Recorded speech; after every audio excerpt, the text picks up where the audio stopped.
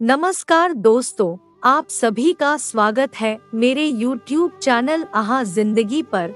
आज का विषय है बहू की दिवाली। बहू, बाथरूम में 2 दिन से तुम्हारे कपड़े पड़े हैं, उन्हें धोकर फैला तो दो। सुनयना ने आंगन में झाड़ू लगाते हुए कहा, अच्छा फैला दूंगी, आप तो मेरे पीछे ही पड़ जाती है।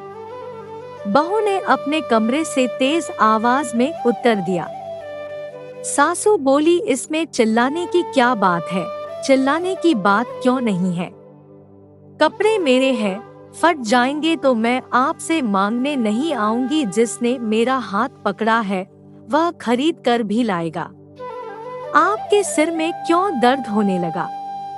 बहू अपने कमरे से बोलती हुई बाहर निकली और तेज कदमों से चलती हुई बाथरूम में घुस गई और अपना सारा गुस्सा उन बेजान कपड़ों पर उतारती हुई बोलती जा रही थी। अब इस घर में रहना मुश्किल हो गया है। मेरा थोड़ी देर आराम करना भी किसी को नहीं सुहाता। इस घर के लोग चाहते हैं कि मैं नौकरानी बनकर सारे मकान की सफाई करूं, सबकी सेवा करूं, जैसे मेरा शरीर हाड़ मांस का नहीं पत्थर का है। अपने इकलौते बेटे अखिलेश के लिए सुनयना ने बहुत सी लड़कियों को देखने के बाद ऋतु का चुनाव किया था। दूध की तरह गोरी और बीकॉम तक पढ़ी सर्वांग सुंदरी ऋतु को देखते ही सुनयना उस पर मोहित सी हो गई थी और घर आते ही घोषणा कर दी थी कि मेरी बहू बनेगी तो ऋतु ही, अन्यथा अखिलेश भले ही कुमारा रह जाए। इस तरह सुनयना ने 2 साल पहले अपने बेटे का विवाह ऋतु से कर दिया था। ऋतु अपने पूरे परिवार की लाडली थी, विशेषकर अपनी माँ की, इसलिए वह थोड़ी जिद्दी, अहंकारी और स्वार्थी थी। उसके घर में उसकी माँ का ही शासन था। बचपन से ऋतु को माँ ने यही पाठ पढ़ाया था कि ससुराल जाने के बाद जितनी जल्दी हो सके अपना अलग घर बना लेना। संयुक्त परिवार में रहेगी तो सास ससुर की सेवा करनी पड़ेगी। वैसे तो सुनयना के परिवार में भी किसी चीज की कमी नहीं थी, पर ऋतु के परिवार के मुकाबले उनकी स्थिति कुछ कमजोर थी। सुनयना के पति रामअवतार एक कंपनी में हेड अकाउंटेंट थे। वेतन कम था, पर उसी कम वेतन में उनकी पत्नी सुनयना अपने घर को बड़े ही सलीके से चला रही थी। साथ ही अपने इकलौते बेटे अखिलेश को भी उन्होंने अच्छी शिक्षा दिलवाई थी। इस समय अखिलेश एक विदेशी कंपनी में प्रोजेक्ट मैनेजर के पद पर कार्य कर रहा था, जिसकी शाखाएं देश भर बड़े बड़े शहरों में थी। अखिलेश को अक्सर अपनी कंपनी की अलग अलग जगह की शाखाओं का दौरा करना पड़ता था।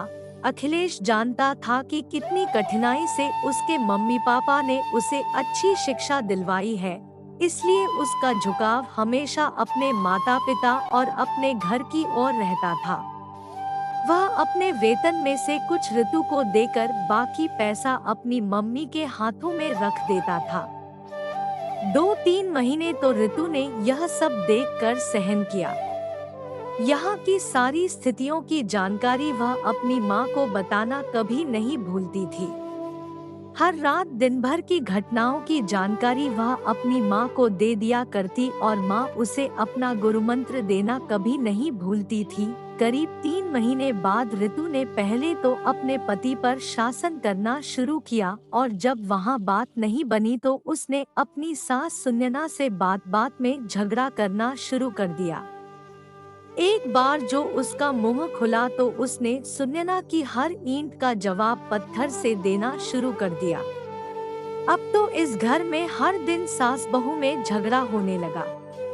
जिस घर में ऋतु के आने से पहले जो शांति थी, अब उस शांति का वहाँ नामो निशान भी न रहा। अब सुनयना की दोपहर घर से थोड़ी दूर एक कमरे में गरीब बच्चों को पढ़ाने में व्यतीत होने लगी। रामअवतार एक शांतिप्रिय व्यक्ति होने के नाते दोनों को कुछ भी कह नहीं पाते थे। पत्नी को अधिक प्यार करते थे, इसलिए उसे अपने तरीके से समझा दिया और बहू के मुंह लगना उचित नहीं समझते थे, इसलिए वे अपने ऑफिस से लेट आने लगे। अखिलेश की भी यही स्थिति थी। जिस माँ ने तमाम मुसीबतें झेल कर उसे पाला पोसा, पढ़ा लिखा कर इस लायक बनाया कि वह इज्जत की रोटी कमा सके, उनसे वह कठोर बातें बोल ही नहीं सकता था। लेकिन ऋतु के सामने उसकी हिम्मत ही नहीं होती थी। उधर ऋतु रात दिन अखिलेश के कान भरने लगी कि अब वह इस घर में नहीं रहेगी। उसे या तो वह उसके मायके पहुंचा दे या दूसरा मकान किराए पर लेकर रहे। शाम को जब अखिलेश ऑफिस से आया तो सीधे अपने कमरे में गया। कमरे में ऋतु बाल बिखेरे अस्तव्यस्त कपड़ों में गुस्से में बैठी थी। अखिलेश ने उससे पूछा, आज क्या हुआ? इस तरह क्यों बैठी हो? आज फिर माँ से झगड़ा हुआ क्या? और क्या तुम्हारी माँ मुझसे प्यार से बात करती है? शेरनी की तरह गुर्राते हुए ऋतु ने कहा और उसकी आंखों से आंसू बहने लगे।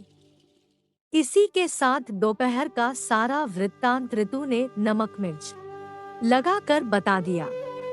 पुरुष सब सह सकता है पर सुंदर स्त्री के आंसू वह सहन नहीं कर सकता। अखिलेश ने फौरन अपना निर्णय सुना दिया कि वह कल ही इस घर को छोड़ देगा। यह बात सुनते ही ऋतु के आंसू कपूर की भांति उड़ गए। सोते जागते रात गुजर गई। सुबह जल्दी उठकर अखिलेश घर से निकल गया और करीब 2 घंटे बाद घर आकर माँ से बोला कि मैंने अलग मकान देख लिया है और ऋतु के साथ दूसरे मकान में जा रहा हूँ। माँ ने कहा, अपने पापा को आ जाने दो, उनसे बात करके चले जाना। नहीं माँ, अब मैं किसी का इंतजार नहीं कर सकता। हर दिन कलह से अच्छा है अलग रहना। कम से कम शांति तो रहेगी। ठीक है, मैं तुम्हें रोकूंगी नहीं, क्योंकि अब तुम बच्चे नहीं रहे। जैसा तुम्हें ठीक लगे करो। तुम्हें जिस सामान की जरूरत हो ले जा सकते हो, और वैसे भी यह सब कुछ तुम्हारा ही है। कांपती हुई आवाज में अखिलेश से कहकर सुनैना ड्राइंग रूम में जाकर बैठ गई। उस समय उनकी आंखों में आंसू थे जिन्हें वे अपने आंचल से बार बार पोंछ रही थी। थोड़ी देर बाद अखिलेश जाकर एक छोटा ट्रक ले आया। साथ में 2 मजदूर भी थे। मजदूरों ने सामान को ट्रक में चढ़ाना शुरू कर दिया। आधे घंटे बाद उसी ट्रक में दोनों पति पत्नी भी बैठकर चले गए। सुनैना की हिम्मत नहीं हुई कि वे बाहर निकलकर उन दोनों को जाते हुए देखें। शाम को जब रामावतार जी ऑफिस से आए तब उन्हें अपनी पत्नी सुनैना से सारी जानकारी मिली। दुख तो बहुत हुआ पर हर दिन के झगड़े से अच्छा है दोनों जगह शांति तो रहेगी। यह सोचकर वे चुप रहे। उस रात दोनों पति पत्नी ने खाना नहीं खाया। अखिलेश और ऋतु को गए हुए करीब 1 वर्ष हो गया था। ठीक दिवाली के 10 दिन बाद ही दोनों ने घर छोड़ा था। दिवाली का त्योहार आया तो हर घर में धूमधाम से तैयारी शुरू हो गई। घरों में दीप जलाए जा रहे थे, पर सुनैना और रामावतार दोनों उदास बैठे अतीत की यादों में खोए रहे। उनमें त्योहार को लेकर न कोई उत्साह था न कोई उमंग। शाम को सुनैना केवल एक दीपक जलाकर आंगन में रख आई। दिवाली के 2 दिन बाद रामावतार को ऑफिस भेजकर सुनैना बच्चों को पढ़ाने चली गई और जब वे शाम को लौट रही थी तो रास्ते में उनकी मुलाकात एक अनजान औरत से हो गई जो उन्हें जानती थी, पर सुनैना उसे नहीं जानती थी। पहले तो उस स्त्री ने सुनैना को नमस्ते की, फिर बताया कि ऋतु व अखिलेश उसके मकान के पास ही रहते हैं। आज ऋतु की तबीयत ज्यादा खराब थी और उसे उसके मकान मालिक ऑटो रिक्शा से अस्पताल ले गए हैं, क्योंकि अखिलेश यहाँ है नहीं और ऋतु की डिलीवरी होने वाली है। सुनैना ने जब उस औरत से यह पूछा कि ऋतु के मकान मालिक उसे लेकर किस अस्पताल गए हैं, तो उसने वर्मा नर्सिंग होम का नाम बता दिया। सुनैना जल्दी से घर आई और एक थैले में कुछ आवश्यक सामान रखा। अलमारी में जो पैसा रखा था उसे लिया और घर को ताला लगाकर ऑटो से वर्मा नर्सिंग होम चली गई। वहां जाकर जब ऋतु के बारे में पता किया तो पता चला कि बच्चा नॉर्मल नहीं हो सकता, इसलिए डॉक्टर ऋतु को ऑपरेशन थिएटर में ले गए हैं। तभी एक नर्स ने आकर आवाज लगाई कि ऋतु के साथ कौन है। डॉक्टर एक फॉर्म पर साइन करने और ऑपरेशन फीस जमा कराने के लिए बुला रहे हैं। सुनैना नर्स से जब ऋतु के बारे में पूछ रही थी तब वहीं पर ऋतु के मकान मालिक भी खड़े थे। वे समझ गए कि यह स्त्री शायद अखिलेश की मां है, तभी इतनी बेचैनी से पूछ रही है। उन्होंने हाथ जोड़कर सुनैना को नमस्ते किया और फिर सारी बातें उन्हें बता दी। सुनैना ने भी उन्हें बता दिया कि ऋतु उनकी बहू है। सुनैना उस नर्स के साथ डॉक्टर के कक्ष में चली गई और डॉ विमला भाटिया को नमस्ते कर उन्हें अपना परिचय दिया कि ऋतु उनकी बहू है और वे ऑपरेशन की फीस जमा कराने आई है। पहले तो डॉक्टर ने उनसे एक फॉर्म पर हस्ताक्षर करवाए और फिर ऑपरेशन के लिए 25,000 रुपए जमा कराने को कहा। डॉक्टर साहब, अभी तो आप 10,000 रुपए जमा कर ले, बाकी पैसा मैं अपने पति से फोन करके मंगवा लेती हूँ, जब तक आप उसका ऑपरेशन करें। मुझे किसी भी हालत में जच्चा व बच्चा स्वस्थ चाहिए, ज्यादा घबराने की जरूरत नहीं है, सब ठीक होगा। हाँ, आप यह पैसा काउंटर पर जाकर जमा करा दे और रसीद प्राप्त कर लें। वहीं से आप अपने पति को फोन भी कर दें। डॉक्टर के पास से आकर सुनैना ने काउंटर पर जाकर पैसा जमा कर दिया और रसीद लेकर वहीं से राम अवतार जी को फोन करके सारी बातें बता दी। साथ ही यह भी कह दिया कि जल्दी से 15,000 रुपए लेकर वर्मा नर्सिंग होम में आ जाएं। करीब 1.5 घंटे बाद राम अवतार जी वहां पर पैसा लेकर पहुंच गए, लेकिन ऋतु के मम्मी पापा अभी तक नहीं आए थे। वे ऑपरेशन रूम के पास एक बेंच पर सुनैना के साथ बैठकर इंतजार करने लगे। थोड़ी देर बाद एक नर्स सुनैना के पास आकर पूछने लगी कि ऋतु के साथ कौन आया है। सुनैना ने कहा, मैं हूँ, बधाई हो, लड़की हुई है। नर्स ने कहा, बच्ची और उसकी माँ दोनों स्वस्थ हैं। फिर थोड़ी देर बाद एक नर्स ने लड़की को लाकर सुनैना को दिखाया, जिसे बड़े प्यार से उन्होंने पहले तो देखा, फिर उसका माथा चूम अपने पति से कुछ इशारा किया। राम अवतार जी ने 500 रुपए का नोट निकालकर नर्स को देते हुए कहा कि यह मेरी तरफ से आप सब लोगों को मिठाई खाने के लिए है। थोड़ी देर बाद ऋतु को एक स्ट्रेचर पर लिटाकर वार्ड में लाया गया। उस समय वह बेहोश थी। वार्ड में एक बिस्तर पर लिटाकर उसके पास के पालने में बच्ची को भी लिटा दिया गया। सुनैना वहीं एक बेंच पर बैठकर कभी बच्चे को तो कभी ऋतु को देखती रही और पति को घर भेज दिया। करीब 4.5 घंटे बाद ऋतु को होश आया। उसने आंखें खोली तो देखा उसकी सास सुनैना उसके पास बैठी है और उसकी गोद में एक बच्चा है। लक्ष्मी आई है, ठीक तुम्हारी तरह। तुम भी शायद जब पैदा हुई होगी तो ऐसी ही होगी।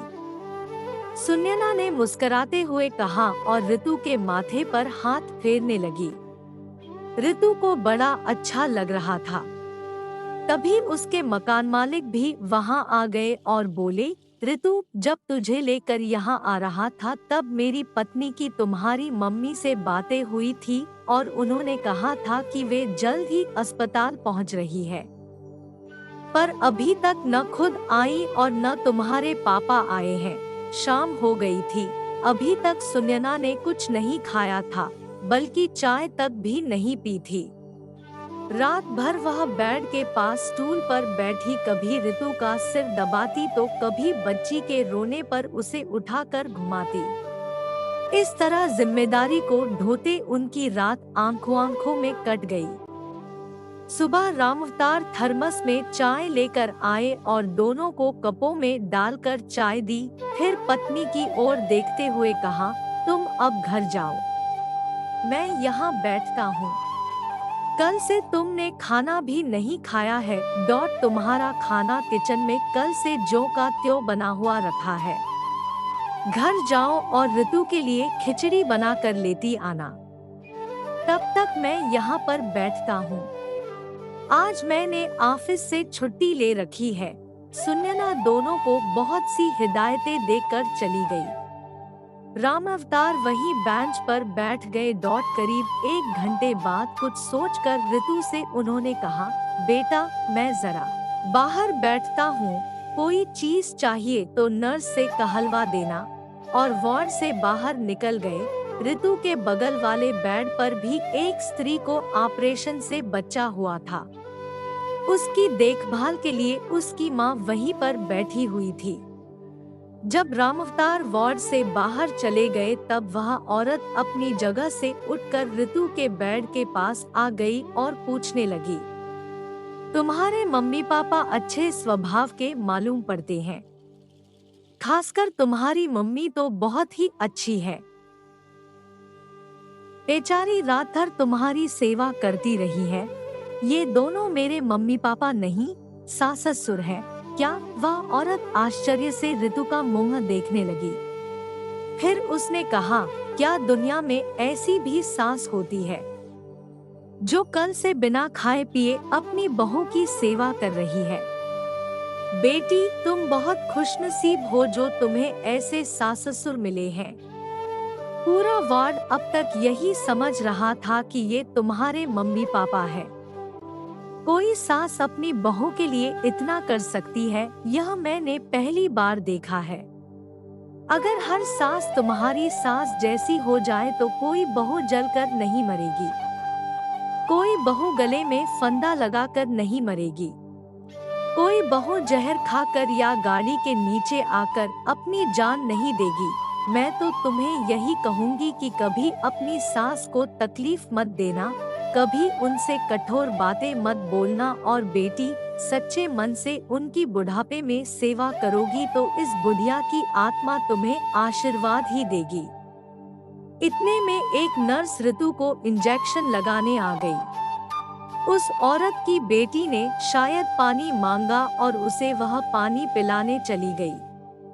ऋतु सोचने लगी कि उसकी मम्मी भी एक औरत है और उसकी सास भी, पर दोनों में कितना फर्क है। एक केवल शासन करना चाहती है, दूसरी नम्रता पूर्वक अनुसरण। एक किसी के घर को तोड़ना चाहती है तो एक घर को बचाने के लिए स्वयं तकलीफ उठाती है।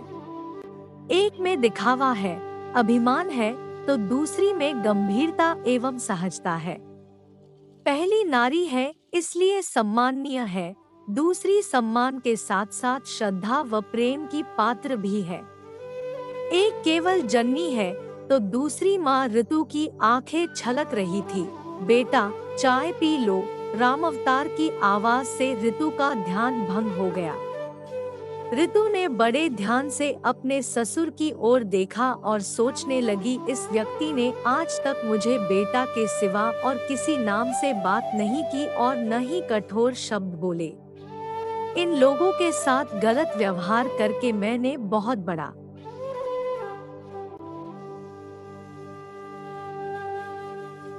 अपराध किया है। फिर ऋतु का ध्यान भंग हुआ क्योंकि रामावतार जी बगल वाली स्त्री से कह रहे थे, बहन जी आपको एक कष्ट दे रहा हूँ, आप मेरी बहू को हाथ लगाकर उठा दे ताकि वह चाय पी ले। वह औरत उठी और ऋतु को उठाकर चाय पिलाने लगी तो रामावतार जी वार्ड से बाहर चले गए।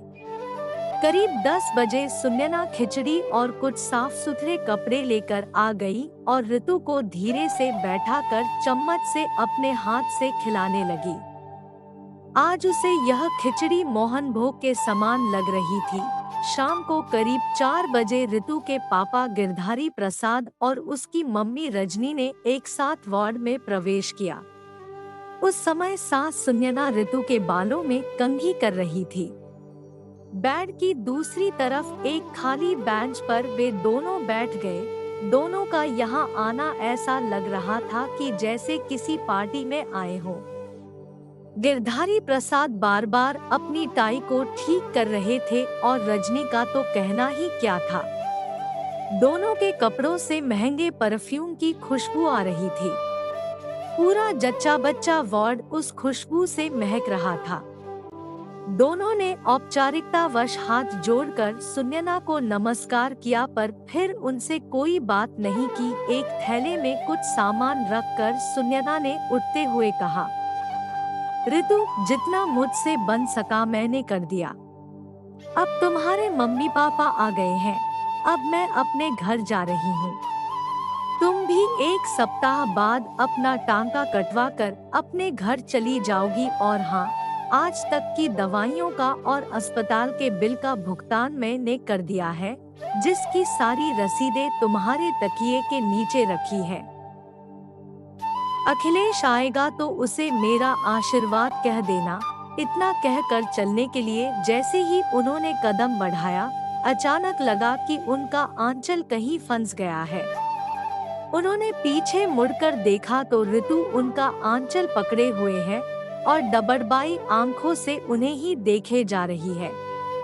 सुनयना ने आंचल छुड़ाने का प्रयास किया तो ऋतु धीरे से बोली, मम्मी, क्या अपनी इस मूर्ख बेटी को माफ नहीं करोगी? सुनयना ने झट से ऋतु का सिर अपनी छाती से लगा लिया और उस समय उनकी भी आंखें छल छला उठीं। उन्होंने उसके माथे को सहलाते हुए कहा, पगली, कहीं माँ भी अपनी बेटी से नाराज होती है, स्वयं को मूर्ख क्यों कहती है? अरे, सैकड़ों लड़कियों में से चुनकर तुझे मैं समझा है लाई थी। सुनयना रोती जा रही थी और कहती जा रही थी, तू मेरी बहू ज्यादा नहीं रोते बेटा, और बेटी ही तुझे। अभी तुम्हारा शरीर कमजोर है, टांके कच्चे हैं, रोने से उन पर जोर पड़ता है और टूटने का भय रहता है। यह कहते हुए वे अपने आंचल से उसके आंसुओं को पोंछने लगी।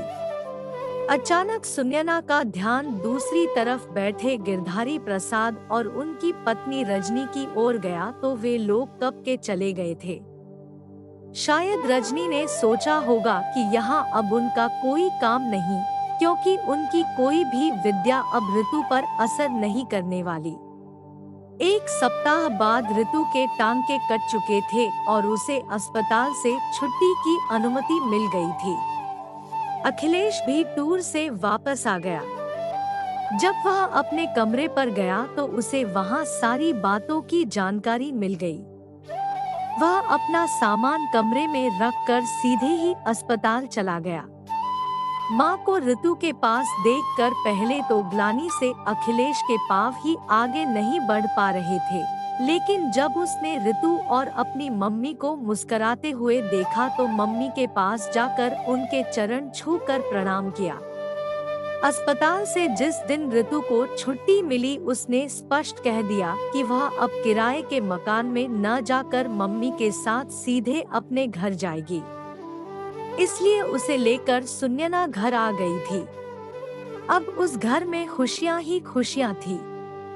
सभी के चेहरे मुस्कुराते रहते थे। नन्ही सी जान सबके लिए खिलौना बनी हुई थी। ऋतु पर अभी बहुत प्रतिबंध था, इसलिए वह केवल अपने कमरे में लेटी रहती थी। घर का सारा काम सुनयना ही करती थी। सुनयना ने ऋतु के पास आकर कहा, बेटी, मैं जरा बाजार जा रही हूँ और बाहर से ताला लगा देती हूँ, ताकि तुझे बार बार उठना न पड़े। और वे बाहर से ताला लगाकर चली गई। ऋतु अपने कमरे में आकर बेटी को दूध पिलाते हुए सो गई। अचानक उसकी आँख खुली तो देखा कि कमरे में ट्यूबलाइट जल रही है। वह धीरे से अपने कमरे से बाहर निकली तो देखा कि आंगन में चावल